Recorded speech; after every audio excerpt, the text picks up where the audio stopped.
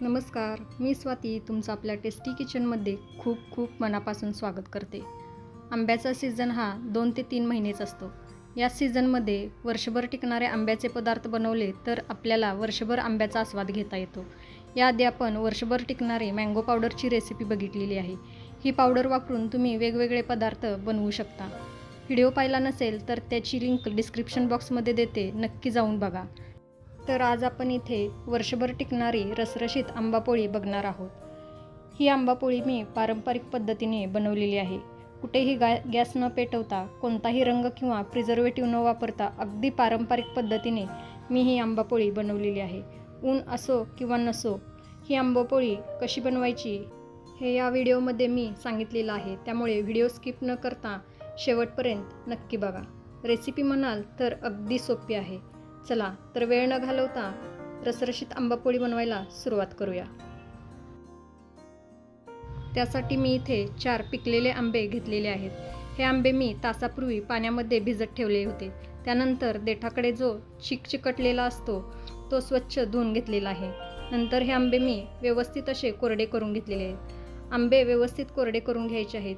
कुठेही याला पाण्याचा अंश राहणार नाही याची काळजी घ्यायची आहे. ही आपण नैसर्गिक पद्धतीने वर्षभर टिकणारी आंबापोळी बनवत आहोत, त्यामुळे पाण्याचा अंश राहू द्यायचा नाही. आता या आंब्याचा आपण गर काढून घ्यायचा आहे.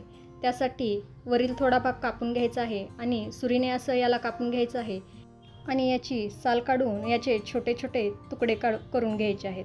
असं चाकूने तुम्ही साल काढून घेऊ शकता किंवा पिलरच्या साहाय्यानेही तुम्ही याची साल काढून घेऊ शकता. तुम्हाला ज्या पद्धतीने सोपी वाटेल त्या पद्धतीने तुम्ही इथे आंब्याची साल काढून घेऊ शकता. इथे मी आंब्याची सर्व साल काढून घेतलेली आहे. आता या आंब्याचे मी छोटे छोटे तुकडे करून घेणार आहे. या पद्धतीने आपल्याला आंबा कापून घ्यायचा आहे आणि याचा सर्व गर आपल्याला काढून घ्यायचा आहे. कारण इथे आपल्याला आंब्याचा रस बनवायचा आहे, त्यामुळे आपल्याला याचा सर्व गर काढून घ्यायचा आहे. फक्त याचे छोटे छोटे तुकडे करून घ्यायचे आहेत, म्हणजे ज्यावेळी आपण याला मिक्सरमधून फिरवून घेतो त्यावेळी हा एकसारखा बनला जातो. त्याचबरोबर यामध्ये एकही गुठळी राहत नाही आणि आंब्याचा रस पटकनही बनला जातो. त्यामुळे मी इथे याचे छोटे छोटे तुकडे करून घेतलेले आहेत. याच पद्धतीने मी सर्व आंब्याची साल काढून याचा सर्व गर इथे मी काढून घेणार आहे. इथे मी सर्व आंब्याचा गर काढून घेतलेला आहे. आता हा गर आपल्याला मिक्सरमधून फिरवून घ्यायचा आहे. त्यामुळे मी हा गर मिक्सरच्या भांड्यामध्ये घालून घेते. मिक्सरमधून फिरवून घेतल्यामुळे आंब्याचा रस एकसारखा तयार होतो.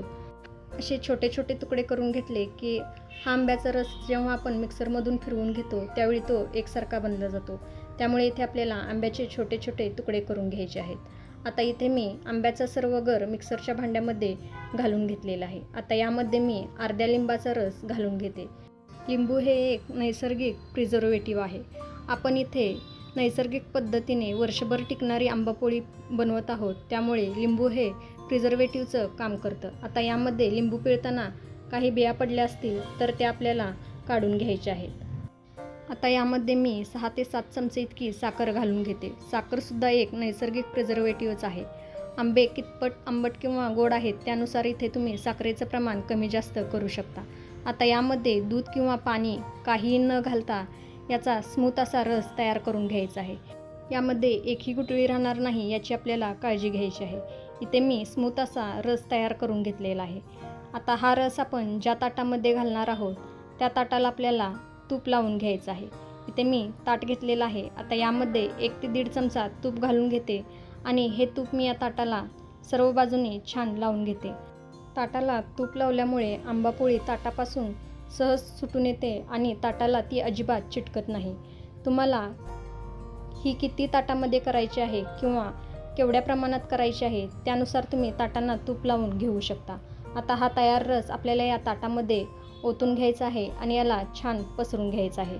आंबापोळी किती जाडसर किंवा पातळ हवी आहे त्यानुसार तुम्ही हे पसरून घेऊ शकता. मी इथे जास्त जाड किंवा जास्त पातळ न पसरता मीडियम अशी पसरून घेतलेली आहे. राहिलेला रसही मी दुसऱ्या ताटामध्ये छान असा पसरून घेतलेला आहे. हे मी दोन्ही ताटामध्ये फार जाड किंवा फार पातळ नाही असं पसरून घेतलेलं आहे. आता ही आंबापोळी आपल्याला वाळवून घ्यायची आहे. जर तुमच्याकडे चांगलं ऊन असेल तर हे तुम्ही 2 दिवस उन्हामध्ये वाळवून घेऊ शकता. जर तुमच्याकडे उन्हाची सोय नसेल तर तुम्ही हे फॅनखालीही 3 ते 4 दिवस छान वाळवून घेऊ शकता किंवा तुमच्या घरामध्ये कुठे खिडकीत किंवा गॅलरीत थोडं ऊन येत असेल तर तिथेही तुम्ही हे वाळवून घेऊ शकता. आता हे मी 2 दिवस छान वाळवून घेणार आहे. ही पोळी ज्यावेळी आपण वाळायला ठेवतो त्यावेळी या ताटावरती एखादी पातळ ओढणी किंवा पातळ कपडा झाका, म्हणजे यावरती अजिबात धूळ बसणार नाही. इथे मी हे 2 दिवस छान वाळवून घेतलेलं आहे. कुठेही हाताला चिटकत नाही, तुम्ही बघू शकता. दोन्ही ताटं माझी छान वाळलेली आहेत. हे मी 1 दिवस फॅनखाली आणि 1 दिवस कडकडीत उन्हामध्ये वाळवून घेतलेलं आहे. ते मी फार जाड आंबापोळी केली नव्हती, त्यामुळे ही 2 दिवसात छान वाळलेली आहे. थोडी जाड आंबापोळी केला असाल तर वाळायला एखाद दुसरा जास्त दिवस लागू शकतो. आता ही छान वाळलेली आहे, तुम्ही बघू शकता. अगदी मस्त ताटापासून सहज सुटत आहे. रंगही किती सुरेख आलेला आहे, तुम्ही बघू शकता. ही आपण अगदी नैसर्गिक पद्धतीने तयार केलेली आंबापोळी आहे. इथे मी कुठेही रस शिजवलेला नाही. रस शिजवल्यामुळे आंबापोळीची चव थोडी बदलू शकते. नैसर्गिक पद्धतीने केल्यामुळे आंब्याची जी चव असते तीच अगदी व्यवस्थित राहते. आता ही आंबापोळी आपल्याला हव्या त्या आकारामध्ये कापून घ्यायची आहे. तुम्हाला हव्या त्या आकारामध्ये तुम्ही इथे कापून घेऊ शकता. तुम्हाला गोल आवडत असतील तर तुम्ही पुरी जशी आपण वाटीने कट करतो त्या पद्धतीने तुम्ही इथे गोल कट करून आंबापोळी बनवू शकता. इथे मी चौकोनी आकाराच्या वड्या तयार करून घेतलेल्या आहेत. बघा, तुम्हाला मी यातली एक वडी काढून दाखवते. अगदी मस्त रसरशीत ही अशी आपली आंबापोळी तयार झालेली आहे. किती मस्त दिसत आहे, तुम्ही बघू शकता. रंगही एकदम सुरेख आलेला आहे. यामध्ये मी कोणतंही प्रिझर्वेटिव्ह वापरलेलं नाही किंवा कोणताही रंग वापरलेला नाही. अगदी पारंपरिक पद्धतीने ही आंबापोळी मी बनवलेली आहे.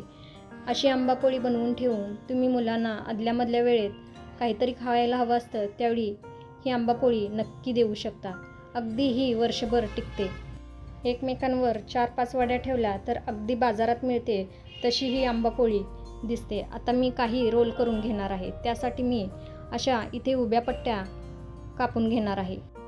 अशा लांब पट्ट्या आपल्याला कापून घ्यायच्या आहेत. नंतर यामध्ये मधून आपल्याला कापून घ्यायचं आहे आणि या पद्धतीने आपल्याला रोल करून घ्यायचं आहे. आपण जशी सुरळीची वडी बनवतो त्या पद्धतीने आपल्याला याचं रोल करून घ्यायचं आहे. किती मस्त दिसत आहे ही आंबापोळी, तुम्ही बघू शकता. ही आंबापोळी फ्रीजशिवाय वर्षभर बाहेर टिकू शकते. पण काही ठिकाणचं हवामान जर दमट असेल तर ही आंबापोळी खराब होण्याची शक्यता असते. पण हवाबंद डब्यामध्ये भरून ही जर फ्रीजमध्ये ठेवलात तर ही वर्षभर छान टिकते. ही अशी मस्त रसरशीत नैसर्गिक पद्धतीने केलेली आंबापोळी तुम्हीही करून बघा आणि मला कमेंट करून सांगायला विसरू नका. आंबापोळीची रेसिपी आवडली असेल तर प्लीज लाईक करा, शेअर करा आणि असेच छान छान व्हिडिओ पाहण्यासाठी टेस्टी किचनला सबस्क्राईब करायलाही विसरू नका. परत भेटू अशाच एका छानशा रेसिपीसोबत. तोपर्यंत मस्त खा, टुमटुमीत राहा. Bye bye.